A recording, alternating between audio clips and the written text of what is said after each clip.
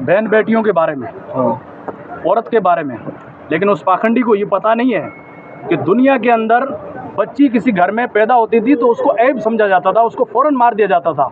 या किसी भी मज़हब में उस वक्त के दौर में अगर किसी औरत का पति मर जाता था तो बेवा औरत को रहना बहुत उसको गिरा हुआ समझते थे, तो उसको भी मार के उसके साथ में दफन कर देते थे।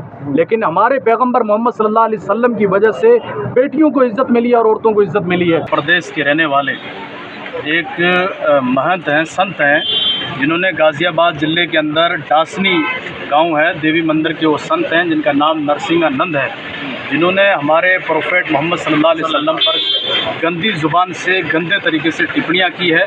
उस मामले को लेकर हम जिला कलेक्टर के पास में आए थे।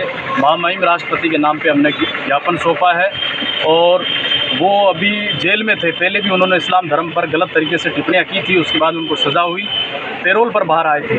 पैरोल पर बाहर आने के बाद में उन्होंने एक सभा की और सभा के अंदर उन्होंने ये ऐलान किया कि दशहरे के मौके पर रावण की जलाने की जगह प्रोफेट मोहम्मद की एफिजी को जलाया जाए, इसलिए यहाँ पर आए। फिर उनके एक चेले हैं अनिल यादव, जो शाम को 2 घंटे के बाद में यही बयान देते हैं कि हमारे अगर संत के खिलाफ़ कार्रवाई हुई तो हम प्रोफेट मोहम्मद की एफिजी भी जलाएंगे और हज़रत अली की भी जलाएंगे। इसलिए ये ज़ुबान और ये नफ़रत हमको बर्दाश्त नहीं है। हमारे घरों पर आपने बुलडोज़र चलाए, सब कुछ किया हमारे खिलाफ़ आपने, हमने सारी चीज़ों को बर्दाश्त कर लिया है, लेकिन हमारे पैगंबर मोहम्मद सल्लल्लाहु अलैहि वसल्लम हमारा एक जिस्म का दिल है, दिल पे आप वार करोगे तो हम कतई बर्दाश्त नहीं करेंगे। आज पूरे भारत के अंदर इसका विरोध हो रहा है।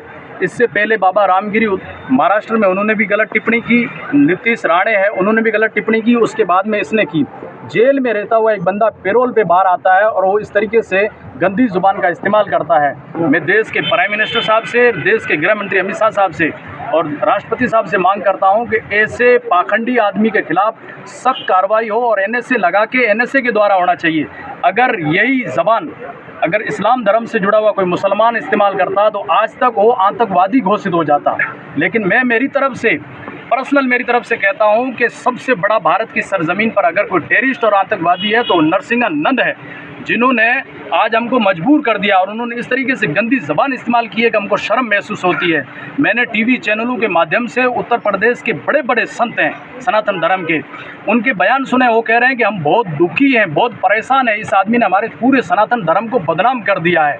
तो मैं ये मैसेज देना चाहता हूँ और सरकार से मांग करता हूँ कि दुनिया के अंदर, भारत के अंदर जितने भी मज़हब हैं, जितने भी धर्म हैं, सारे धर्म हमारे लिए आधार हैं। हम सबकी इज़्ज़त करते हैं, सबकी देवी देवताओं की, सबके धर्मों की, वो भी हमारी इज़्ज़त करते हैं। लेकिन ऐसे पाखंडी कुछ लोग तैयार हुए हैं जो आपस में हिंदू मुस्लिम को नफ़रत की बिना पर लड़ाना चाहते हैं और देश में दंगे कराना चाहते हैं। तो हम इसके खिलाफ़ देश के होम मिनिस्टर से मांग कर रहे हैं कि इसके खिलाफ़ सख्त से सख्त कार्रवाई हो। और मैं देश के प्राइम मिनिस्टर नरेंद्र मोदी साहब से ख़ास करके ये बात कहना चाहता हूँ कि आप तो 12 रबीउल अव्वल और मुहर्रम के मौके पर अजमेर शरीफ की दरगाह को चादर भेजते हैं, पूरी दुनिया में, वर्ल्ड में आपका नाम है। हमें फ़ख्र होता है आप जब विदेशों में जाकर स्पीच देते हो, हमें फ़ख्र होता है कि हमारे देश का प्राइम मिनिस्टर इस तरीके से बात कर रहा है और वो खुद मोहम्मद सल्लल्लाहु अलैहि वसल्लम की तारीफ़ करते हैं और देश की वज़ीर आज़म की कुर्सी पर बैठे हुए उनकी नाक के नीचे इस तरीके से भगोड़ा पाखंडी बाबा गलत तरीके से अपनी ज़बान को इस्तेमाल कर रहा है। हम कतई बर्दाश्त नहीं करेंगे। आज तो हमने